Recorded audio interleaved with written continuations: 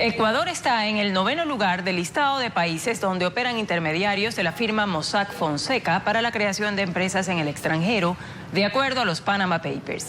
En entrevista exclusiva para Ecoavisa, la coordinadora de esta investigación explicó el rol de los intermediarios y reveló que sus nombres serán publicados en los próximos días.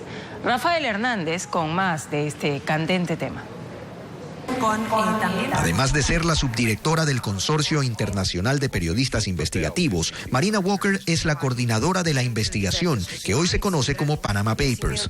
En entrevista exclusiva con Ecoavisa desde Washington, nos explica cuál era el fin de esta revelación. Es el peligro de los paraísos fiscales, que el secretismo es tal que quien quiere esconder dinero, quien quiere borrar las huellas de la corrupción, puede dirigirse a una de estas localidades y puede hacerlo con toda facilidad. Walker confirma que dentro de esta investigación aún hay muchos más nombres por publicar, tanto de Ecuador como el resto del mundo, aunque no necesariamente se trata de personajes públicos. Se refiere a abogados, firmas de contabilidad e incluso bancos que se consideran intermediarios en la creación de empresas en el extranjero. Pero, ¿cuál era su función?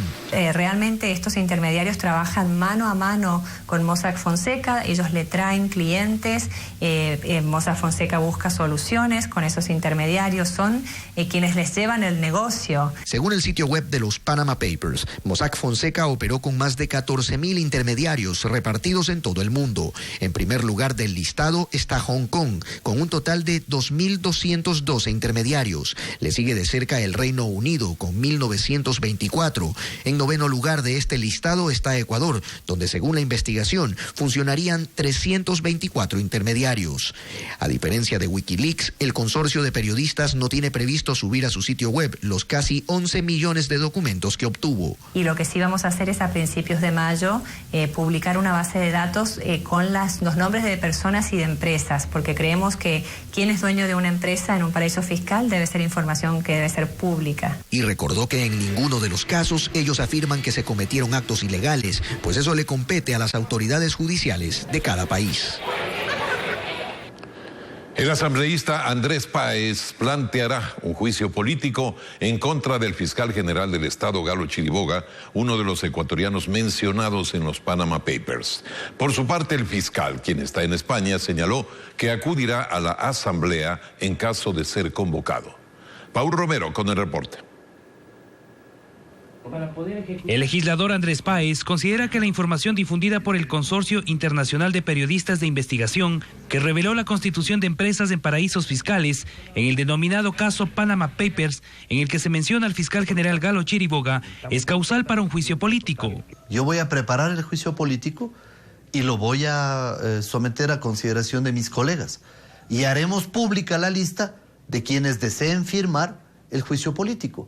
Y quienes no deseen firmar también les pondremos en una lista. La solicitud para proceder al enjuiciamiento político deberá contar con las firmas de al menos una cuarta parte de los miembros de la Asamblea Nacional, es decir, 34 legisladores.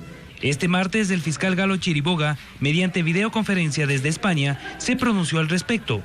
Si la Asamblea decide iniciar un juicio político, el fiscal comparecerá a ella y me someteré a esa decisión. Por su parte, la presidenta de la Comisión de Fiscalización de la Asamblea, María José Carrión, informó que el ente legislativo inició el trámite para solicitar a varias instituciones del Estado información patrimonial y financiera de los ecuatorianos vinculados en el caso Panama Papers. SRI, a la Contraloría General del Estado, a la Superintendencia de Bancos y a la Superintendencia de Compañías.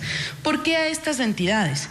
Porque tiene que ver con la declaración de impuestos de los funcionarios públicos, tiene que ver con la declaración de impuestos de los funcionarios privados, también sobre la salida de capitales. La Comisión de Fiscalización sesionará la próxima semana para decidir si convoca o no a comparecer a las personas involucradas. El procurador Diego García emitió su criterio jurídico respecto a la constitución de empresas con ventajas fiscales en países extranjeros. El uso de mecanismos offshore no necesariamente es ilegal, de manera que hay que analizar caso por caso si estamos hablando de una ilegalidad en el caso de que estos mecanismos hayan sido utilizados para evadir impuestos o para esconder bienes. Corresponderá a las autoridades tributarias o a la Contraloría General del Estado establecer si ha habido esa mala utilización del mecanismo. Y señaló que será la Contraloría y el SRI las entidades encargadas de investigar el origen de estos recursos.